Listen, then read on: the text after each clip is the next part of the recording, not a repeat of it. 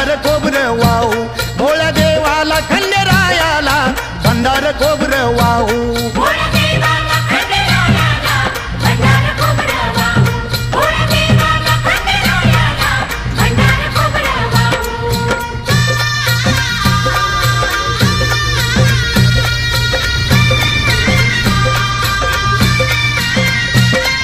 दैवत खंडेरायाचा लावू भंडारा त्याच्या नावाचा।